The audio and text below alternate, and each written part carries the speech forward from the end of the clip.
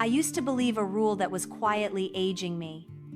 I thought a high, tight neckline was the safe choice after 60. Cover up the neck, cover up the softening, and no one will look too closely. So for years, I bought crew necks that sat right up against my throat, and I honestly thought I was doing myself a favor. And then one afternoon I caught myself in a shop window, and I looked, shut down, closed up, like a lovely face behind a fence. It wasn't the color, it wasn't my hair, it wasn't even my face. It was the top. Have you ever put on something that should have looked good, something soft and decent, and somehow the whole thing read a little cheap, a little tired, a little heavier than you? It's not you. I promise you, it is not you. After 60, a few small things shift. Our necklines sit differently, our sleeves land differently, and the skin near the face softens the way it's meant to. And the tops that felt fine at 45 can start working against us without a single word of warning. Nobody hands you a memo. So, I'm gonna be honest with you the way a good friend would, across the kitchen table, no lecturing. Today, it's 5 tops that quietly cheapen a lovely outfit after 60, and the easy swap for each one that lifts the whole thing. And stay with me to the end, because the very last one is the top almost every one of us lives in, the comfy one, the everyday one, and the tiny change that transforms it in about 4 seconds. Let's find what makes you feel seen again. One small change at a time. So, hello and welcome back. I'm Ruth, and as the title says, 5 tops. Let me be clear about who I am before we start, because it matters. I'm not a fashion expert. I don't think anybody really is. We're all just trying to get dressed in the morning and feel like ourselves, so everything I share with you are suggestions, they are not rules. I've styled myself through my whole 60s, I've made every one of these mistakes, and I'm just telling you what I've noticed on a real, lived-in body, mine, and my friends, not a model on a screen. And one more thing before we go a single step further, because we're going to talk about arms today, and I want to say this plainly. Everybody here is welcome, real arms included. This is about feeling good, not hiding. I mean that. So let's not treat any of this as fixing something that's broken. Nothing about you is broken. We're just going to help a few good clothes do their job better. Here's the thing about tops, and why they matter more than anything else you put on after 60. A top is the closest thing to your face. It's the frame around the picture. Whatever fabric, whatever neckline, whatever sleeve you choose, it's sitting right there catching the light next to your skin, your eyes, your smile. Get the top wrong, and it doesn't matter how lovely the rest of you is, the eye stops at the wrong place. Get the top right, and suddenly everything lifts, and people look at you, at your face, instead of at the outfit. That's the whole game. It's not about spending more. Half of this costs nothing but paying attention. So let's walk through the 5, gently, one at a time. Number 1, the thin, clingy jersey. You know the one. That flimsy, whisper-thin knit that clings to every ripple and every line. The kind that goes see-through if you stand near a window and washes out into a limp little rag after 3 or 4 goes through the machine. We buy them because they're soft and they're cheap, and there's a pile of them for the price of one good thing, and I understand that completely. But here's what a thin, clingy fabric does after 60. It has no body of its own, so it borrows yours. It shows everything, it holds nothing, and even in a lovely color, it just reads flimsy. It quietly makes the whole outfit look like it cost less than it did. Now, and this is a real body note, because I live in this body, a fuller middle, a soft tummy, the little roll at the back that we all have. None of that is a problem to solve. It just means a clingy fabric is the wrong tool, because a clingy fabric announces every texture instead of gliding over it. So, here's the swap. Reach for a top with a bit of body to it. A ponte knit that's a thicker, slightly stretchy fabric that holds its shape.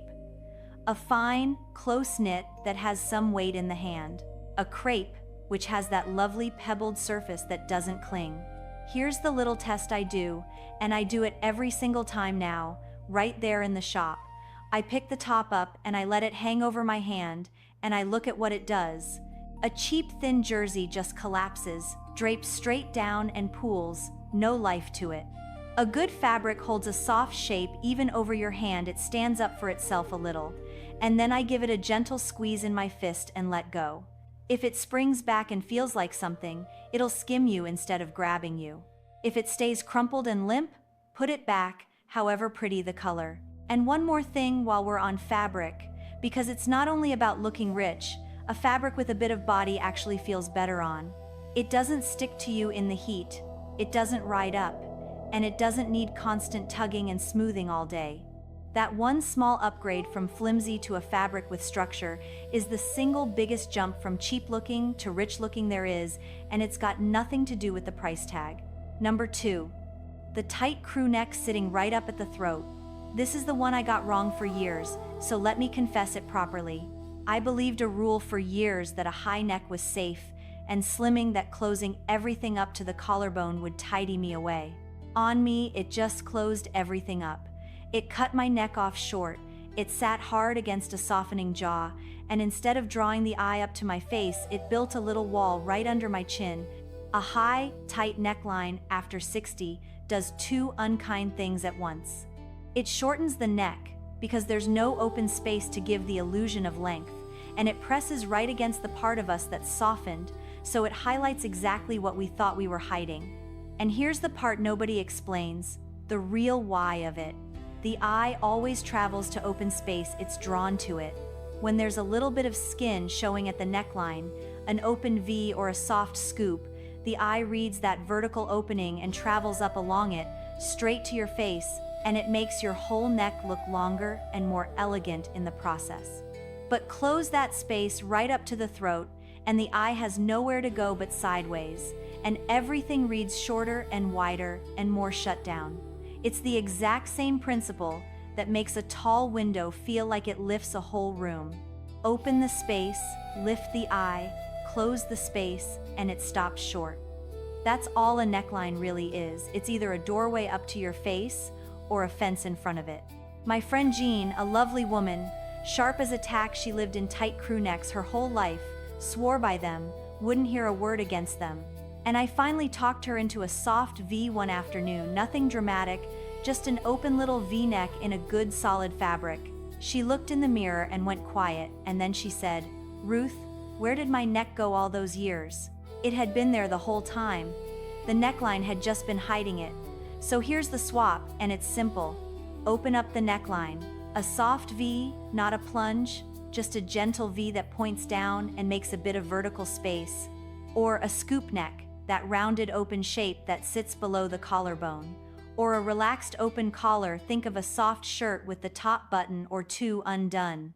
Any of those frames the face and draws the eye up toward your eyes and your smile, instead of stopping short at the chin. Helen Mirren, to my eye, does this better than almost anyone. She nearly always wears a soft V or an open collar, and it's part of why she always looks so open and so alive. It's a real thing you can borrow. And if you feel a bit bare with an open neck, that's what a scarf or a simple necklace is for, but the open neckline itself is doing the heavy lifting. Number 3, and this is the one I've circled around because this is the arms conversation, and I want to get it exactly right. The cap sleeve, or the tight little short sleeve, that grips the widest part of the upper arm. Now hear me, the problem is not your arm. Let me say that again because I need you to feel it. The problem is not your arm. Your arms have carried children and groceries and grief and joy for 6, 7 decades, and they are welcome exactly as they are. The problem is a sleeve that's been cut to stop at the very fullest part of the arm and then grip it there like a rubber band. A cap sleeve ends right at the top of the arm and cuts it off at its widest, and a tight short sleeve digs a little line in and pinches. That's not flattering to anyone. On any body, it's a badly placed sleeve, that's all. And I'll be the first to admit it, because my own upper arms are soft and they wave a cheery little hello when I lift a coffee cup, and I made my peace with that a long time ago, and so should you. So this is not about hiding a single thing. It's about where the fabric lands. Here's the swap.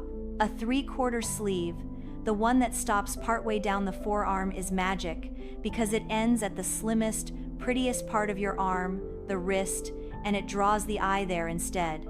or a soft flutter sleeve, that loose little flounce that drapes and moves and never grips, or a gentle elbow-length sleeve that skims past the fullest part and keeps going. The trick, every time, is a sleeve that drapes and lands somewhere slim, not a sleeve that stops and squeezes at the widest point. That's the whole secret.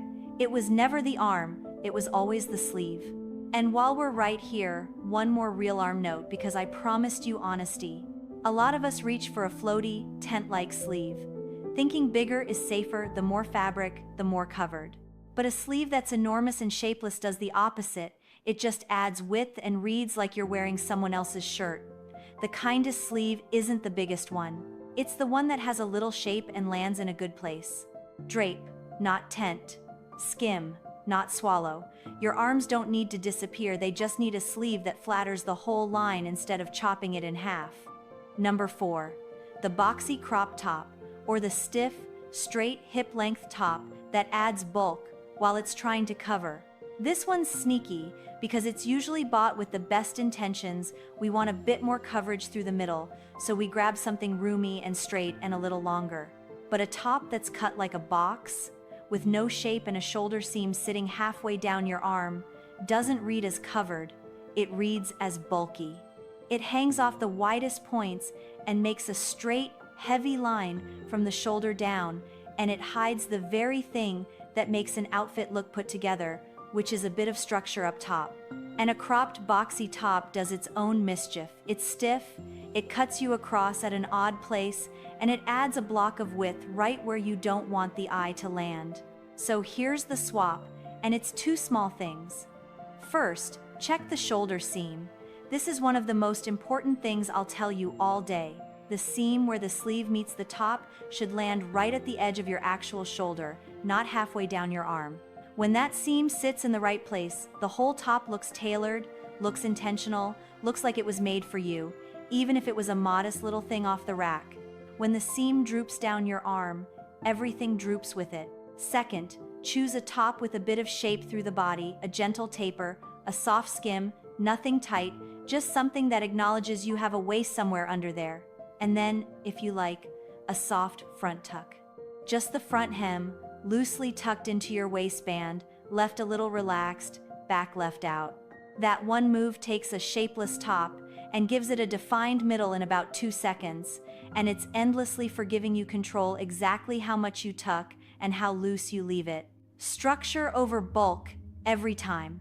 A top that fits your shoulder and hints at your shape will always, always look richer than a bigger one hanging off you.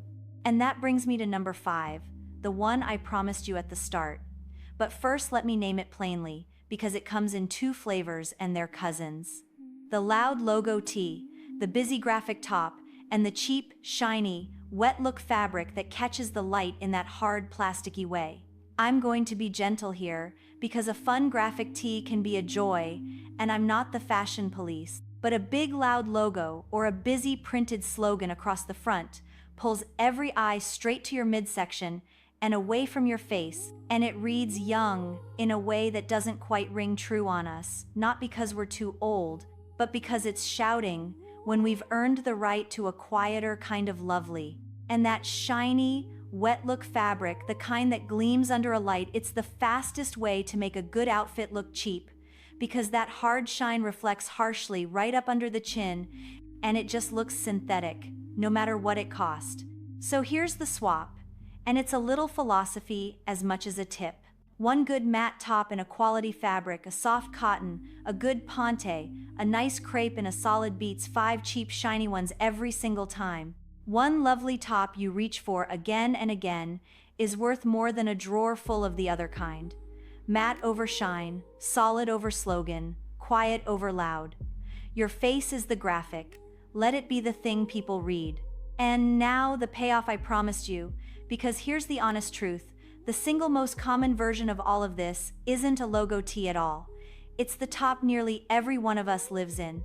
The oversized comfort tee, the big soft tunic, the roomy everyday thing we throw on because it doesn't fight us and it doesn't grip anywhere, and bless it, it's comfortable. I have a drawer of them.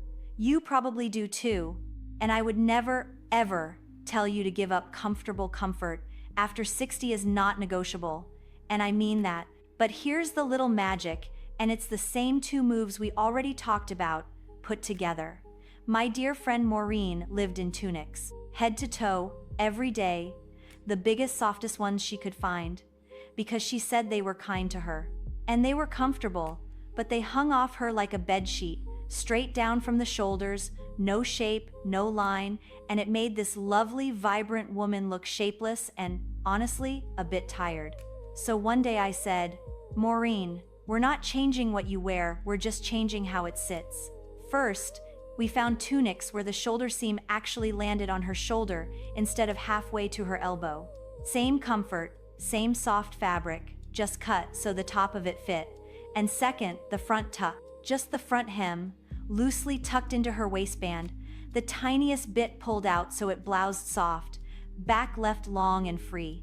And Maureen looked in the mirror and actually laughed out loud, because there she was, same comfortable tunic, but suddenly there was a waist, there was a shape, there was a line, and she looked like herself again, lifted and pulled together, without giving up 1 ounce of comfort. That's it. That's the whole secret to the top you already own. A shoulder seam that lands where your shoulder is, and a soft, loose front tuck. 4 seconds, no shopping, and the comfy top you live in stops looking like a bedsheet and starts looking like a choice. So let me pull all of this back together, because I don't want you to walk away thinking you have to throw out your whole closet. Please don't. None of this is about hiding, and none of it is about fixing something that's wrong with you, because nothing is. It's 5 small shifts, and they're all about letting the light land on your face instead of on the wrong place. A fabric with a bit of body instead of a thin, clingy one. A soft, open neckline instead of a tight, high one. A sleeve that drapes and lands somewhere slim on arms that are welcome exactly as they are. A shoulder seam that fits and a hint of shape instead of a box. And one good matte top instead of 5 loud, shiny ones, plus that little front tuck that saves the comfy tunic you already love. That's it. You're not too old for any of this, you're just getting started. Truly. The most stylish women I know did not get more careful as they got older. They got freer, and they let their clothes serve them instead of the other way around. You get to be one of those women. You already are one, we're just letting the outside catch up to it. I'd love to hear from you, and I read every one of these. So tell me, what's the one top hanging in your closet right now that you love, but never quite feel right in? Tell me what it is down below the fabric, the neckline, whatever it is, and let's figure out together whether it's the top or just how it's sitting. I have a feeling it's an easy fix, and I'd like to help. Be kind to your reflection. I'll see you next time.